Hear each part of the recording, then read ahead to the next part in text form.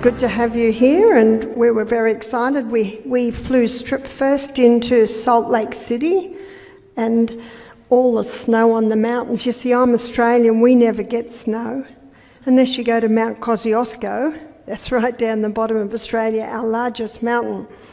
And I love the coolness of the air. I was in Idaho here, I think about 2 years ago and 3 years ago. And I'm very happy to be here and to teach you about this incredible body that we live in and its inbuilt ability to heal itself. And it will heal itself if you give it the right conditions, because that's the million-dollar question. If the body was designed to heal itself, why are so many people sick? I'd like to suggest that many are sick today through ignorance. They're not realizing the basic conditions that the body requires to heal. One of my first books, and still one of my favourite books on health, is The Ministry of Healing. So I was very happy to see that they have this book out with the books. And there's a chapter called The Physician, the Educator. Did you know that that's what physician means? It means teacher. So this chapter, on the second page, it says, the only hope of better things is the education of people in the right principles, because so many are sick through ignorance. And the second sentence in that section says, let the physicians teach the people that restorative power lies not in drugs, but in nature. You see, it is the body and the body alone that heals. God's government is a government of freedom, and freedom is based on free choice. I am the master of my destiny, and I'm the one that chooses what I do and what I do not do to my body. It is my God-given right. But many people do not know what to do to their bodies. And this is an area, I believe, that there is so much ignorance around today, is about this body and the conditions it needs for healing. I was confronted with this last December when I was down by the rocks of the sea with my grandchildren. My foot went on a slippery rock, up I went, slammed down on my wrist, and the pain and the look of that wrist told me that this needed more than a poultice. I needed to go to emergency. And I'm so glad that God doesn't show us the future, that I would sit in emergency for 6 hours with a very serious injury. I could tell by the pain, and I could tell by the look of the wrist something was seriously wrong. Why did I sit there for 6 hours? Because the whole system is chocked up with people. Here are some of the things I heard. Some of the things that I heard were gravy's fallen on my hand. My finger's sore. My little girl's got a sore elbow. My heart's racing. My blood pressure's gone up.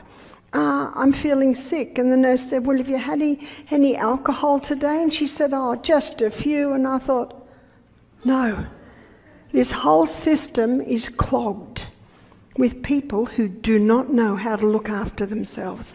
I sat there in the most terrible pain thinking, I could fix them, and I could fix them, and I could fix them, and I could fix. So I was confronted with the fact that we as a people don't know how to look after our bodies anymore. And I was also confronted with the fact as to why I do what I do. To teach people how to give their bodies the simple conditions for healing. I'm very thankful for the orthopedic surgeon that pulled my out-of-place radius back into place. I'm very thankful for the pain-killing medication, and I didn't feel the pain of him pulling it back into place. There was one day. So absolutely in a crisis, we are very thankful for these skills. But the majority of people who were in that emergency department did not need to be there. And if they all knew how to treat a burn from a gravy, how to treat a sore finger, how to treat an elbow, how to get the blood pressure down, how to relax that heart rate, maybe I could have been seen in an hour. We live in a body with an incredible inbuilt ability to heal. And I'm sure we've all had breaks. I'm sure we've all had scrapes. I'm sure we've all had cuts, and they've healed. And look, this hand, it's healed. It all works now. It heals. And that same healing process is all through the body, no matter what the problem is. And another thing I love about the book, The Ministry of Healing, she gives a formula of what to do when someone's sick. She said, in case of sickness, cause should be ascertained. How do you find the cause? You look at the history. My husband's very black and white. If ever he's sick, he looks at the last 24 hours. Got that? What's happened? Because Proverbs 26 verse 2 states that the curse causeless shall not come. In other words, no problem happens without a cause. So ascertain the cause, unhealthful conditions change, wrong habits corrected, then nature is to be assisted in her efforts to expel impurities and re-establish right conditions back in the system. So simple. I love that formula. What we're going to be talking about tonight specifically is the gut. We're going to go on a journey through our gastrointestinal tract. It's a fascinating journey and a misunderstood journey. And I love the Proverbs 14 verse 6, where the Bible says, knowledge is easy to him that understands. When you understand the gastrointestinal tract, you automatically have the knowledge on how to treat it. And we begin with the mouth. The mouth. That's the first organ. We don't think of the mouth as an organ. But this gastrointestinal tract is a hollow tube. It's considered an external environment. We know that the skin is an external environment. Anything that touches the skin isn't part of us till it gets through to the blood. Same with the gastrointestinal tract. Anything that goes into the gastrointestinal tract is not part of you or me till it gets broken down into tiny little substances that absorbed into the blood. In our first lecture tomorrow, we're going to be looking at diabetes, and I'm going to show you what happens once the nutrients get into the blood. But tonight, we're going to have a look at that amazing, even astonishing process of what changes what's on our plate to microscopic little substances that get into the blood. So let's begin with the mouth. And the mouth is where digestion begins. And a lot of people don't realise that digestion begins in the mouth. And the pH, or the acid-alkaline balance in the mouth, is alkaline. And there are two enzymes that are released in the mouth that start the digestion of certain foods. One enzyme is lingual lipase. Lingual lipase is an enzyme that's released from the sublingual glands, and lingual lipase, it only breaks down one food, and that food is saturated fat. Saturated fat is unique in that the breakdown begins in the mouth. As you will see as we go down our gastrointestinal tract, all the other fats, their breakdown happens way down under the action of bile from the liver and pancreatic lipase. But saturated fat is unique in that the breakdown begins in the mouth. So what's a saturated fat? A saturated fat is butter, a saturated fat is coconut oil, palm oil, shea butter. In macadamias, there's a little bit of saturated fat. So in a lot of nuts, there's a small amount of saturated fat. Those fats are unique in that the breakdown begins in the mouth. A lot of people have shied away from the saturated fat because we've been told that saturated fat causes heart disease. Is that right? Well, tomorrow, the second lecture, we're going to look at the heart, and I will show you that this is actually not the case. Let me give you a bit of historical evidence. The South Pacific Islanders, they've been eating saturated fat for centuries. Centuries. And when Captain Cook landed on those islands, no one was having strokes or heart disease. And if saturated fat did cause strokes and heart disease, wouldn't they be dying like flies? But it actually wasn't the case. So the enzyme that breaks down the saturated fat is called lingual lipase. Lingual because it's released from the sublingual glands under the tongue, and lipase is the enzyme that's the fat breaker. So this is one food where the breakdown begins in the mouth. The other is starch. Often starch is called today carbohydrates, So starch would include all your grains, so pastas, breads, cereals, all our grains. They break down in the mouth under the action of a sublingual, but also released not from the sublingual glands, but glands near that, and it releases salivary amylase, and that salivary amylase is called ptyalin. And ptyalin is the salivary amylase that breaks down starch. And that salivary amylase is not in the mouth in large amounts until the molars are through. So the first teeth that a baby gets is 4 at the top and 4 at the bottom. And those teeth are called milk teeth. Do you know why they've been traditionally called milk teeth? Because that's what should be baby's main food, milk. Babies should not be eating food until 3 things are present. Number 1, they can sit. Number 2, they can feed themselves. Number 3, they've got teeth.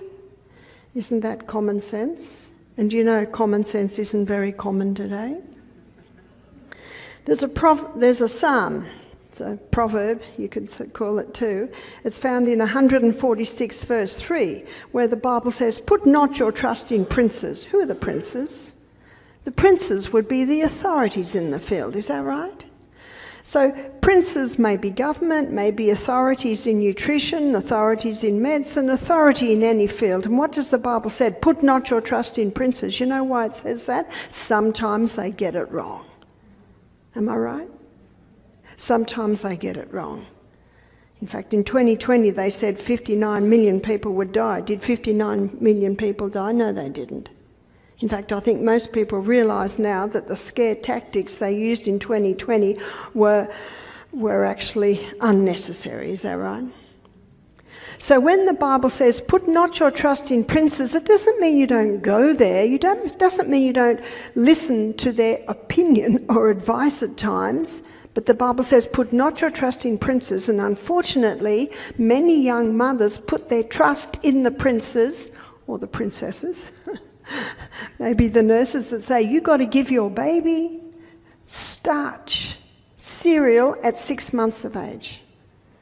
And we have got so many babies with gut problems today because at 6 months of age, the ptyalin's not present. So the worst thing to give a baby is starch. And what's rice cereal? Pure starch. What is the reason for that?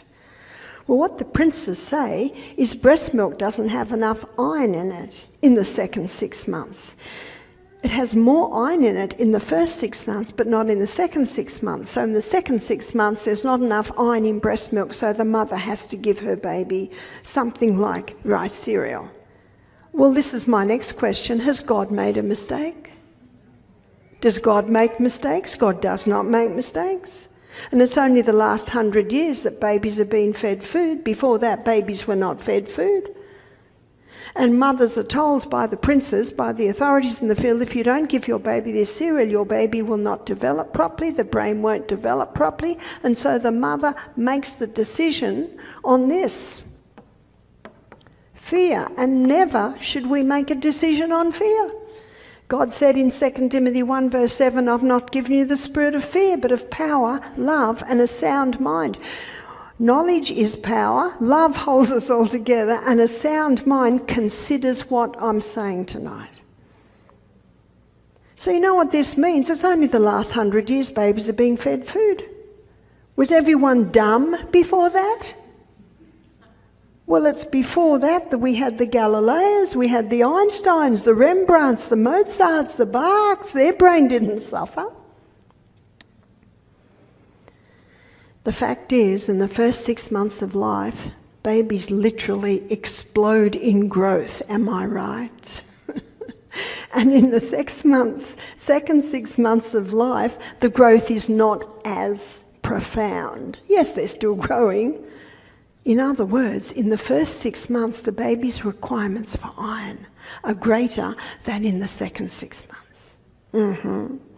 I first heard this when my first baby was only a tiny baby, so I did not give any of my babies any starch until they were sometimes 20 months of age, because it's not until the molars through. What do the molars do? Grind. What do we grind? Grain. What's grain? Starch. That's common sense. My son James, he was not interested in food till he was 16 months of age. Did he suffer? Well, he looks like a bodybuilder today. He's an incredible artist, he's a musician, he's a master builder, so he obviously his brain didn't suffer. And that's why many mothers do, because of fear. Or some mothers are told, give your baby cereal at 6 o'clock, they'll sleep through the night. That sounds attractive. No wonder the baby sleeps through the night. There's a lump in their stomach and they're knocked out. No, it makes no sense. A young couple brought their baby to me. Baby's 5 months of old. The baby's roly-poly, lovely-looking baby. They said, our baby's got constipation. So I immediately put the detective hat on. Remember, in case of sickness cause, I began to investigate. We should all be private investigators. I said, has anything different happened in the last month? Oh, we're giving the baby food now. Oh, what are you giving the baby? Oh, cereal at breakfast, sandwiches at lunch, pasta for tea. What's that? 100% starch. And the baby's smiling and I see 2 teeth. 2. And the baby's getting all his food. So for to be able to give the food, they have to mash it all up. Do you know what happens then? The baby doesn't learn to chew. And a very important part of digestion in the mouth is chewing. A lot of people don't chew enough because they were given slop, I call it, as babies. We need to be having crunchy food. I said, but the baby has no teeth. They did not know. They'd listen to the princes. Give your baby starch and the baby will sleep through the night. This is a very important message because a lot of people's digestion problems begin way back then. In my book, Sustain Me, I have a section, What Shall I Feed My Baby? Please take photographs of it and send it to every mother you know so that we can keep these bodies working very well. So the ptyalin is not released in the mouth in large amounts until the molars are through. For some babies, the molars appear about 14 months. For some babies, they don't appear until 20, 22 months of age. And before that, what we used to do, babies sitting at the in their high chair when you're eating, give them a piece of cucumber. Take them the whole meal to get even halfway through it, and you'll see little bits of cucumber all over the tray, little bits of cucumber all over the floor. A few bits go in. That's fine. It's just taste time. It's just taste time. So just fruits and vegetables, starting little by little, one a meal, and then by the time the molars are through, then the starch can begin. So these are the only 2 foods that begin their digestion in the mouth. The mouth is the only place we have say over. We have say over 5 things. We have say over what goes in. Is it the best organic food prepared in the best, healthiest way? Or is it devitalised fast food? We're the ones that choose. It's our God-given right to choose what we do to our body. But many people put things into their body that is actually not giving them a healthy body, and that's why knowledge is power. So we choose what goes in. We choose how long it stays in the mouth. Is it chew, chew, swallow, chew, chew, swallow, chew, chew, swallow, or is it chew, chew, chew, chew until it's fully broken down? Because there are no teeth in the stomach. This is the only place we have the ability to chew our food. Some dentists are saying because babies are just given soft food all the time, they don't learn to chew. Their teeth and their jaws and their gums and the roof of their mouth actually don't develop properly because they don't chew enough. Isn't that interesting? We should be eating crunchy food. So when the little 2-year-old is hungry and breakfast isn't ready, you know what you give the 2-year-old? An apple. Don't peel it. Don't core it. They won't die. They won't choke to death. The only time they may choke is if they've never had crunchy food and they don't know how to chew. Do you know if they're hungry, they'll work it out, is that right? So we have say over how long it's in the mouth. It's a good idea to put the knife and fork down between mouthfuls and look out the window. Hopefully you've got a nice view. I've got a very nice view at the moment. Chew, chew, chew. So we have say over what goes in, we have say over how long it stays in the mouth, and we also have say over how much goes in. Is it 5 platefuls of food, or is it a reasonable amount of food? And we're getting to the stomach next, and when we get into the stomach, you will discover that the stomach can only take so much food. You overload it, it just actually can't break it all down effectively. We also have say over, this is the 4th one, how often it goes in. Is it every half hour? Is it every 2 hours? Or is it just at meal times? Do you know, it amazes me when I was little, 5 o'clock in the afternoon, and I said to Mum, I'm hungry. What were we told in the 60s, 50s? Wait for dinner. Is that right? What great advice. Because if you eat at 5, you're not going to be very hungry for tea at 6. It didn't make any sense. And when children say they're starving, they're usually bored. Is that right? And we also have say over, the 5th one, is the environment of entry. Is it a stressful environment or is it a peaceful environment? Because when we're anxious, it actually inhibits the digestive enzyme release for the stomach. Then we swallow. Swallowing is an amazing thing. It's a little flap that closes our trachea and opens our esophagus. And when that swallowing happens, it's a muscular action. It causes the esophagus to start contracting, moving the food down, down, down, through a little double-layered valve right here called the cardiac sphincter. It's called the cardiac sphincter because of its nearness to the big cardiac muscle just on the left, which is our heart. And we find people that have problems there. It's called GERD, reflux, heartburn. And if a person goes to the prince, the authority in the field of health, and says, I've got heartburn, what are they usually given? Antacids. Well, that doesn't make any sense because the stomach should be acid.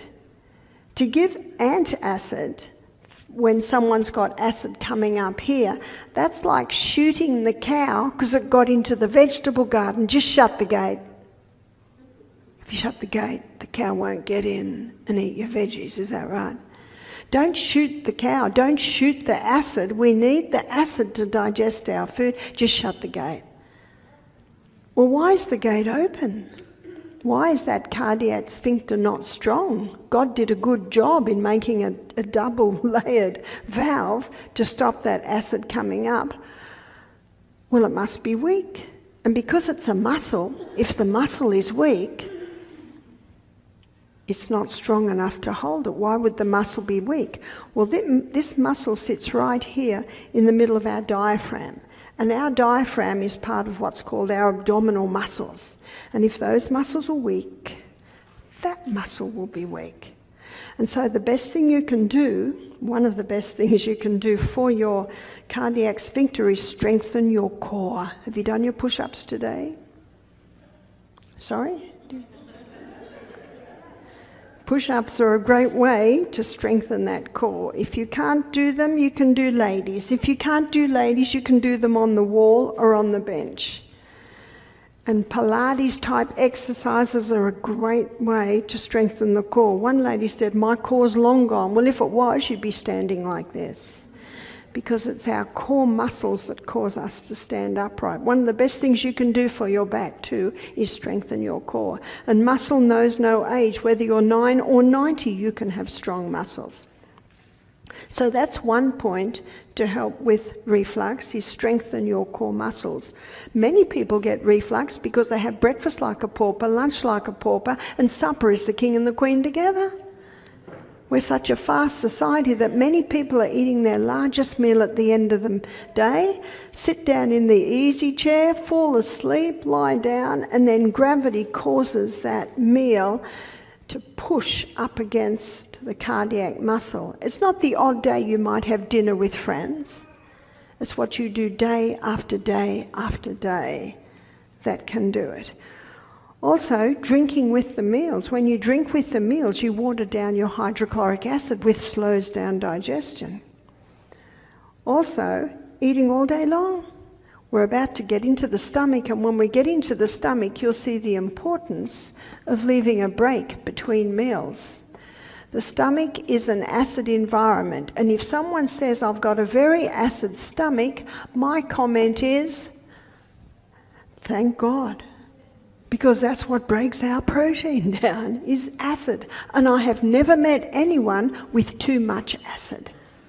It's actually a myth. So let me show you what lines the stomach. What lines the stomach are big folds. And these big folds are lined with gastric glands. And 2/3 of these gastric glands release mucus. Mucus is 99% water. And the reason why God designed it this way is to cause a thick mucosa wall to line the stomach. And what that does is that protects the lining of the stomach against what's released here. So these glands release mucus, and these glands, called the parietal glands, right in the base of the fold, they release hydrochloric acid. And hydrochloric acid is very important. Do you know dogs have 10 times the hydrochloric acid that humans do? And have you seen what dogs eat? Just about kill us. My daughter lives out on 7 acres in Wisconsin, and we went out the back door one day and, the smell, and we realised that the dog had pulled a leg from a dead cow and was eating it. The reason they don't die is they've got 10 times the hydrochloric acid that we have. Our gastrointestinal tract is approximately 10 yards long. Theirs is 1 yard long. Strong acid, in and out quick. That's how they survive. Hydrochloric acid is antifungal, antimicrobial, and that's why the dog, their hydrochloric acid kills the bacteria. In fact, the only people that really suffer from food poisoning are people with low hydrochloric acid. I've never met anyone with too much hydrochloric acid, but I've met many people with not enough hydrochloric acid. How do you know if you haven't got enough hydrochloric acid? It's 4 hours after the meal and you feel like you've just eaten it. Because if you had strong hydrochloric acid, it would digest the meal very, very quickly. And so because it's not getting digested efficiently and effectively, it can start to ferment, so that can cause bloating. What is also released from the parietal glands is pepsinogen.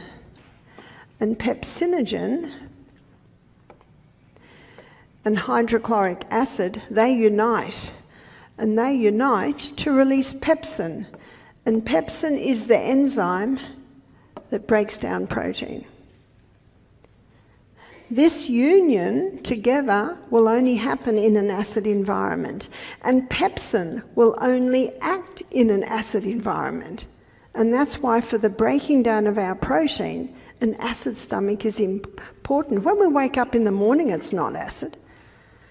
It's only released when we smell, see, think food and start tasting food, then it's released. I think we're all familiar with Pavlov's dog, that experiment where just even the thought started to release those enzymes. So what would reduce the hydrochloric acid? What would reduce these enzymes? If someone's anxious or stressed out, that blocks the release of hydrochloric acid. Drinking with the meals. You see, digestion is a chemical process, and water dilutes the chemicals. I'm sure we all remember it from science experiments in school. You pour water on acid, you dilute the acid. So the hydrochloric acid and the pepsinogen are very important. What's also important is not eating between meals. And there have been many experiments done to prove this, and they all come to the same conclusion, that digestion takes 3.5 to 4 hours. And as you'll discover as we go through our gastrointestinal tract, that most of our nutrients are absorbed in the small intestine, and our nutrients are absorbed halfway down the small intestine. The only thing that's left is the insoluble fibre. So even when our stomach's empty, we're actually still getting nutrients going into the blood, which goes to the cell to feed the cell. Many people that experience a hunger pang 2 hours after the meal, it's not hunger, it's thirst. The body doesn't know the difference between hunger and thirst. So if ever my children said they were hungry between meals, I give them a glass of water. One day my son Peter came to me at 15, he said, "Mum, the water's not doing it anymore." I looked at my clock and I said, "Great, it's lunchtime." When the water's not doing it anymore, it's usually time to eat food. The body also likes a rest. It likes a rest of about 1 hour. So what does that mean? That equals 5 to 6 hours between meals.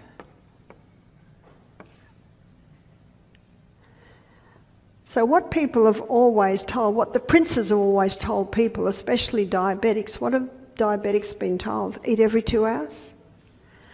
Well, they've changed their minds. It's now time-restricted eating. Have a look at time-restricted eating. Time-restricted eating is what is hailed as the most popular way of eating at the moment. It came out of the 5-2 diet, came out of the intermittent fasting. It's also called the 18-6 diet. It's eating twice in a 24-hour period, 6 hours apart. So that's an 18-hour fast. Now, we've been doing this at our health retreat for the last 25 years. And this theory I got out of that little book, The Ministry of Healing. She says, ideally eat 2 meals a day, but for some people, especially if people have breakfast very early and lunch early, they might need an evening meal. If I've learned anything in my many years on the planet, it's not to be absolute. The Bible says in 1 Thessalonians 5:21, prove all things. Prove it for yourself. Try it. See what works best for you. It says, prove all things and hold fast to that which is good. It's Old English. It means try it. If it works, do it. I raised all my children like this. I homeschooled my children, so it was very easy. We had breakfast about 7:30, and then we had lunch at 2. And then what was great with that is all schooling was done by 2 o'clock. The kids very much like that. Now, to be able to do that, and we'll explore this a little bit more detail tomorrow when we look at diabetes, it's important to eat the 3 essential food groups. What are the 3 essential food groups? Fibre.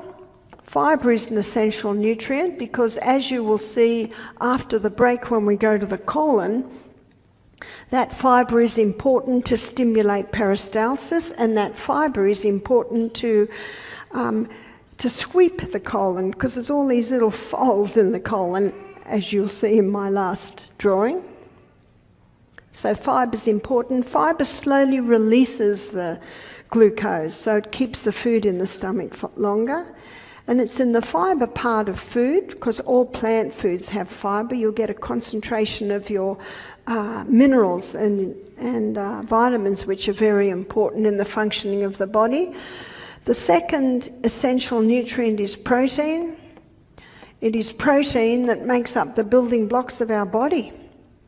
My son James, he's my eldest son, he was born with my body type, and no boy wants my body type. Boys want to be muscle, and I'm little. Well, he changed his body type by working out intensely. Yeah, he looks like a bodybuilder today, he did it. But he also supplemented with protein. Every bodybuilder knows if they want to build up those muscles, they've got to be eating adequate protein. And as a plant-based eater, my protein comes from the legumes. Lentils, chickpeas, lima beans, black-eyed beans, all the beans and nuts and seeds, they're the best quality proteins. cleanest burning fuel. The other essential is fat. Fat's important, and tomorrow night I'm going to explore that in a little bit more detail when I look at diabetes and also when I look at heart health. Because diabetics have been told, they've come to our retreat and told me, I've been told to stop all the fat. The fat's causing the diabetes. I said, actually, it isn't. But there is one type of fat that will interfere with the blood sugar levels, and I saw it in Walmart today. It's in plastic bottles. It's called vegetable oil. Yeah? Don't touch it. The cheaper the fat, keep away from it.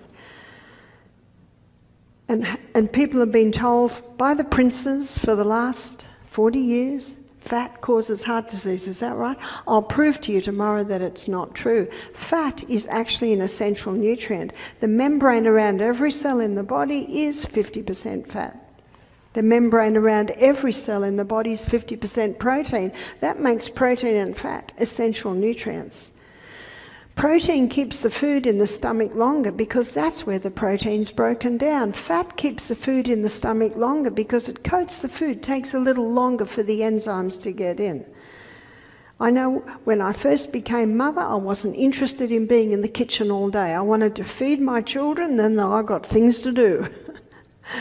And then 5 hours later, we eat again. I was in Andalusia, Spain, about 2 months ago, and I stayed in the northern part of southern Spain, out on a property in a 300-year-old stone house. It was very, very nice. But the family I stayed with had 4 children, 2, 4, 6, and 9. And these children ate 2 meals a day. Now, a lot of people think children have got to be fed often, but they've got the same stomach as us. If you give them watermelon for breakfast, yeah, you're going to be in trouble in 2 hours. The meal must be high in fibre, generous protein, great fats. We'll look at food in more detail tomorrow. So these children had breakfast about 9 o'clock. That gives lots of time to drink water. You see, water is an essential nutrient, absolutely. In fact, it's the 3rd most vital element needed for life. 2nd most vital. Number 1 vital element is oxygen. Number 2 is water. And we've got no reserve tank on the back, have we? The only water that goes in is the water that we drink. And the most dehydrated time of the whole day is when you wake up in the morning. So very important to make sure you and the children, everyone, drink adequate water. Ideally 2, maybe 3 glasses before breakfast. Easy for me, I wake at 5, I eat at 7, so I can easily drink about 3 glasses. And don't give your body a torrential downpour. How do you give your body a torrential downpour? 500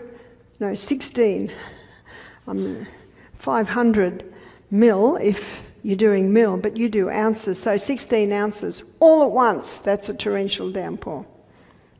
Yes, we need to drink that much water, but little by little by little. This is what I do. Wake up in the morning, half a glass of water. Go to the bathroom, half a glass of water. Get dressed, another half glass of water. Pray, another half a glass of water. You spread it out. You spread it out. Notice how God sends the rain, little by little.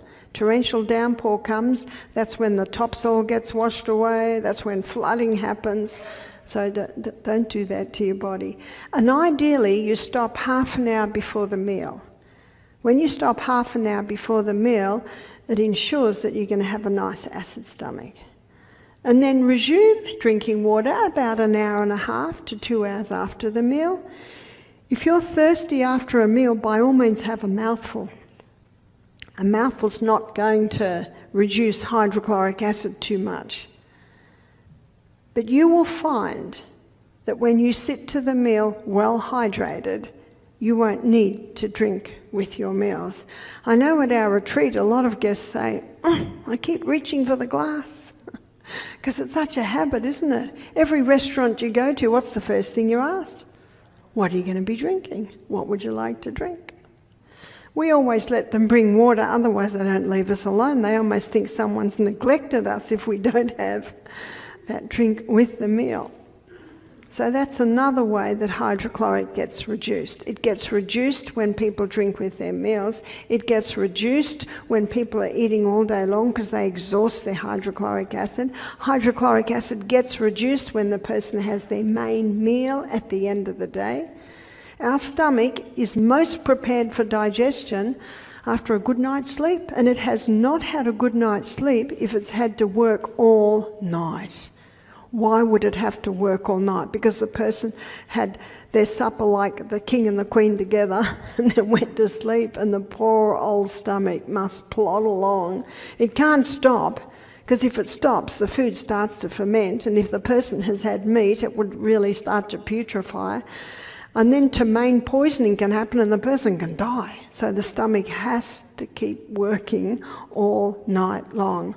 I'm against animal abuse, I'm against child abuse, and I'm against stomach abuse. And many people abuse their stomachs not even knowing. That's like kicking the dog and not thinking that it's hurting the dog. Many people are sick through ignorance. That's why I believe the only hope of better things is educating people in the right principles of how the stomach works. When you know how the stomach works, then you know how to treat it. So back to these 4 children that ate 2 meals a day, their next meal was about 2:30 or 3 in the afternoon. Now the little 2-year-old that might have the biggest struggle because he doesn't eat quite as much as everyone else, he's asleep. He's asleep about 11, 12, 1, and when he wakes up he has a little bit of water, and if he's still wanting something, then the mother might give him a carrot. That's what I do. If my little one was wanting something and meal's not ready for half an hour, give him a carrot. How long does it take a 2-year-old to eat a carrot? Long time. Don't give them a slice of bread, then they won't eat their meal. Just give them a carrot. And remember, very good for their teeth, very good for their gums, very good for their jaws. They say, I'm hungry. I'd say, okay, if you sit very still on this stool, you can have a carrot. You say it as if it's a great honour. And that's how you can train your children in just to the 2 meals. But, you know, if children are going to school, that won't work. What you can do is give them a substantial breakfast, and then what some mothers do for lunch, they just give them an orange. That's almost like a drink. And then when they come home, are they hungry? Is the Pope a Catholic? In fact, they're always starving when they come home from school. So I know several mothers, that's when they serve the main meal. And they see the bus coming, and if the meal's not quite ready, have a big platter of raw food, you know, snow peas, cucumber, celery, and have a bowl of hummus or guacamole dip. Don't give them bread, then they won't eat their meal. I always save the bread for last if we had bread, because the last thing they'll usually want to eat is the raw, isn't that true? The crunchy. So you put it at the table and said, it's almost ready, and just walk out and get the meal ready, and you come back and half of it's gone. Kids love dipping, and this is a great way to train the children into eating food like this. So the stomach needs to be looked after. Something else is released here, and that's the intrinsic factor. What's the intrinsic factor? The intrinsic factor is the enzyme required to digest or absorb vitamin B12. Vitamin B12 is a very misunderstood vitamin. It's actually a bacteria. And as a bacteria, you'll find it in cultured foods. As a bacteria, when you eat an apple off a tree, you're getting it's an airborne bacteria. So when you eat the apple straight off the tree, you're getting a little bit of B12. You don't need much B12. So a lot of cultured foods have it. But one of the main reasons people lack or suffer from lack of B12 is because they're also lacking hydrochloric acid, intrinsic factor and pepsinogen. Why would that be? Because they're eating all day long, they're having their biggest meal at the end of the day, they're stressed when they're eating, they're drinking with their meals, all of those little bits and pieces. So let me show you how B12 is utilised by the body, and I'm going to use my fingers. Let's say that my my pointer finger is B12. In food, it's bound up with an R protein. When it gets into the stomach, hydrochloric acid releases B12 from R protein. What's also released in the stomach is intrinsic factor. So let's say that this pointer finger is intrinsic factor. Intrinsic factor and B12 float together all through the small intestine until they come to the end of the small intestine. When they come to the end of the small intestine, to the ileum, then the intrinsic factor and B12 connect and they're absorbed into the enterohepatic circulation, which is a circulatory system between the liver and the small intestine. And it stays in circulation until the body needs it. And when it needs it, it grabs it. Most people who have low B12, it's because they've got low hydrochloric acid. So if we have low hydrochloric acid, which is also usually results in low intrinsic factor, how can we boost it? Eat breakfast like a king, lunch like a queen, and supper like a pauper. One lady said, "What do paupers eat?" I said, "Sometimes nothing." Or make breakfast and lunch your main meals, and if you do eat at night, it should be something light that is digested easily. Keep big breaks between meals, ideally about 5 hours between meals. Drink water between meals, not with meals. All that will help to restore the release of good amounts of hydrochloric acid, pepsinogen, and intrinsic factor. But you can also take something to boost it. The juice of a lemon just before the meal will boost the release of hydrochloric acid. Taking a quarter of a cup or a third of a cup of hot ginger tea. Ginger is a sweet bitter, and that can stimulate the release of these digestive enzymes. Also cayenne pepper. Cayenne pepper will wake anything up. So about a third of a teaspoon. If you can't quite handle that, start with a quarter of a teaspoon in about a quarter or a third of a cup of water. Throw that down just before the meal. And if you take that just before the meal, it'll stimulate the release of hydrochloric acid. So there are a few things that you can take to restore hydrochloric acid production. The stomach is an acid environment, and the enzyme that's released to break down protein is pepsin. Pepsin is the enzyme that breaks down protein. That is the only food that is broken down in the stomach, and that's a surprise to many people. It was a surprise to me before I studied the gastrointestinal tract. So 2 things are broken down in the mouth, or the breakdown begins. Only 1 thing is broken down in the stomach, and that is protein.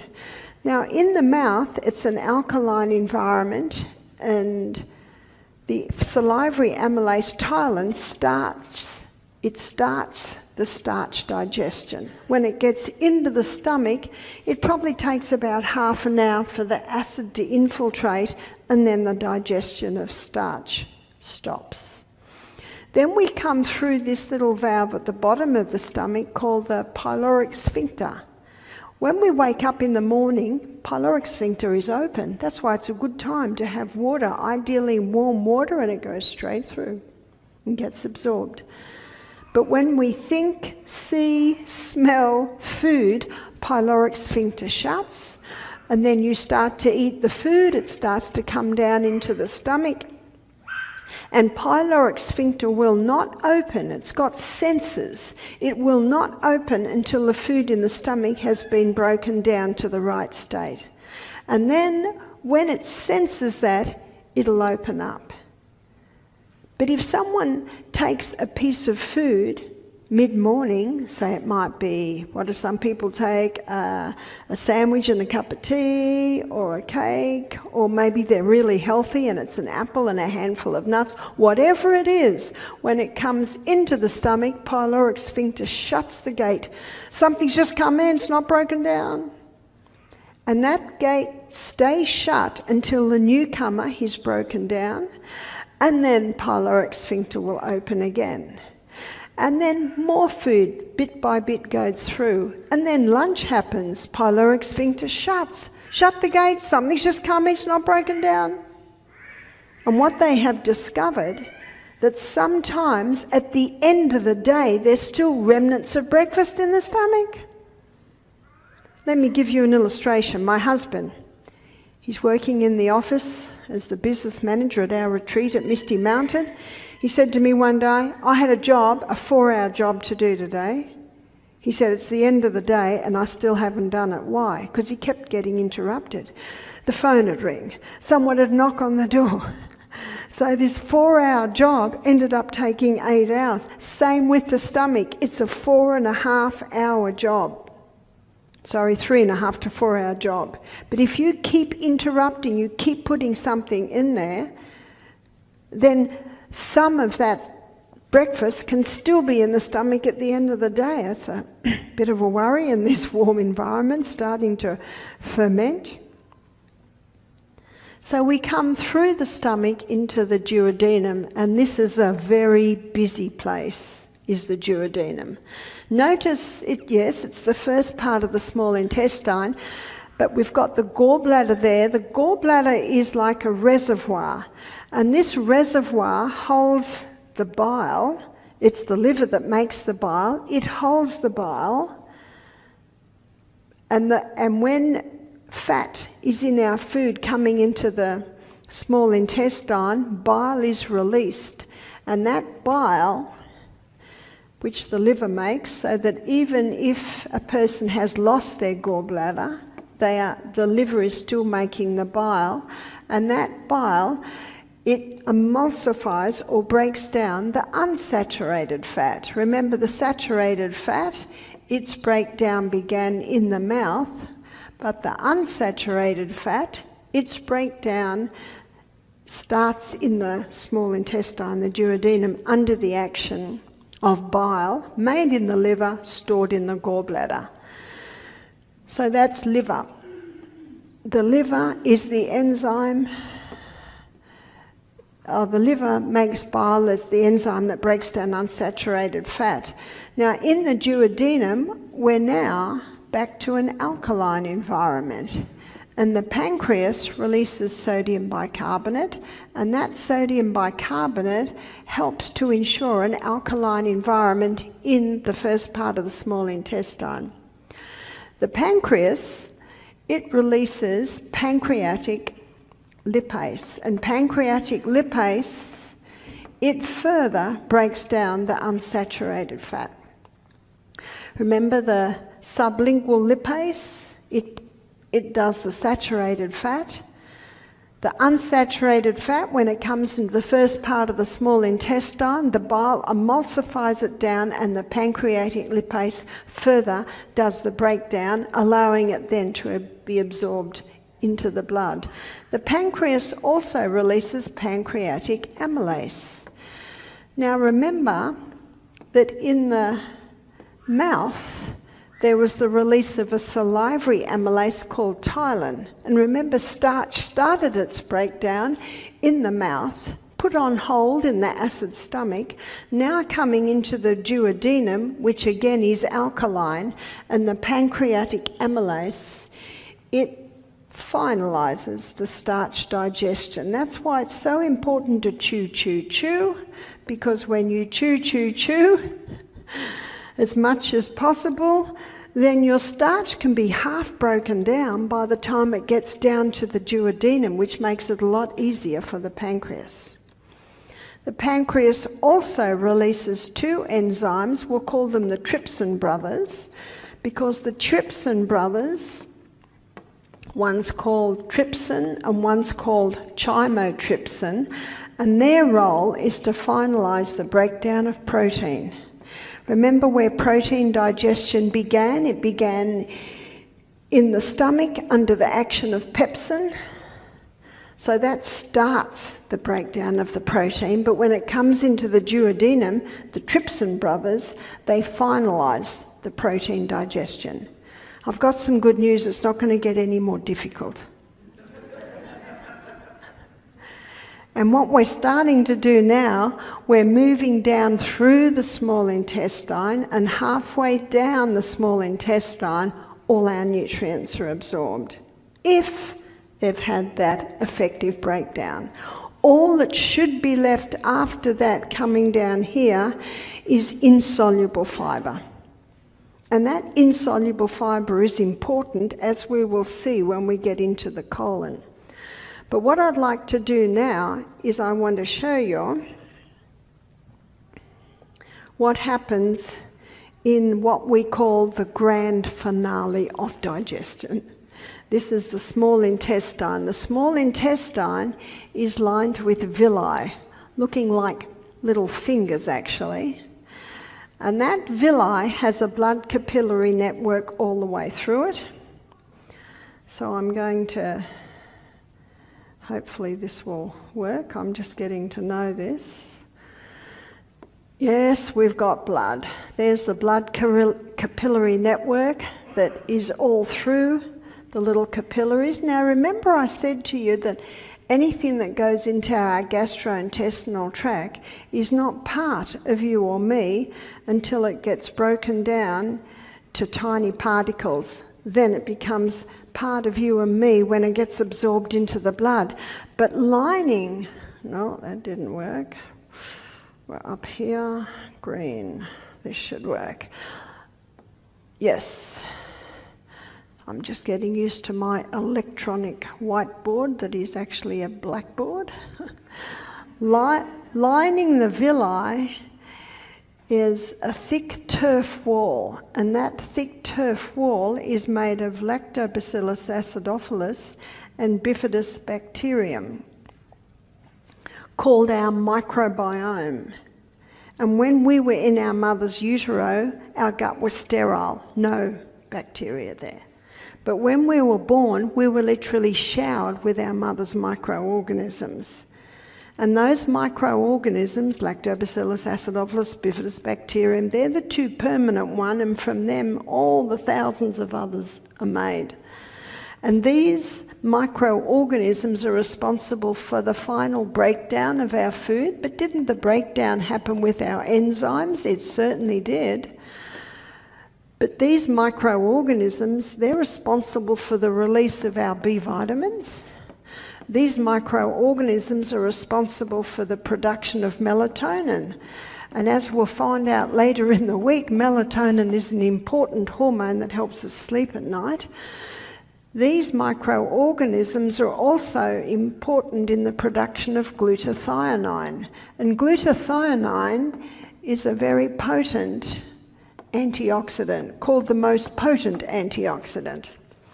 These microorganisms are also responsible for the absorption of the nutrients out of our gut and into our blood.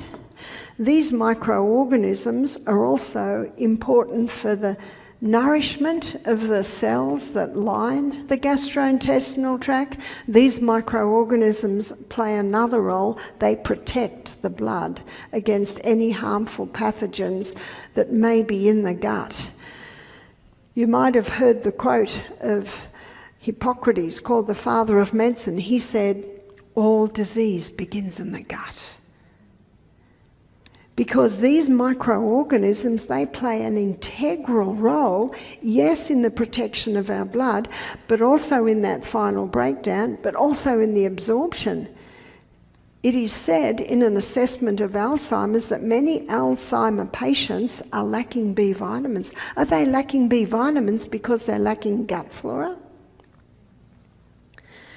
Many things that people are taking today are killing off the gut flora. Antibiotics.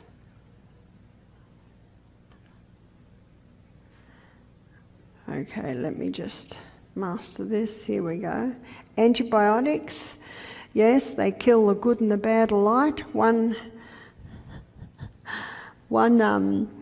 writer said, when a person takes an antibiotic, it's like they're dropping an atomic bomb in the gastrointestinal tract. What did the atomic bomb do? It killed the good and the bad alike. I'm not against antibiotics, but I believe most people should have about 2 courses in their lifetime. How many people are having 2 a year? I raised all my children without antibiotics and they're all still alive. Every different fibre feeds a different probiotic.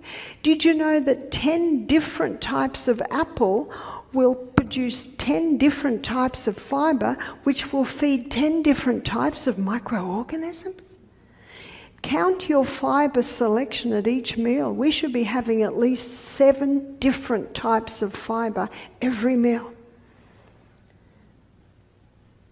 So in my breakfast this morning I had apple, that's one type. I had grapefruit, another type. I had almonds, that's another type. I had chia seed, another type.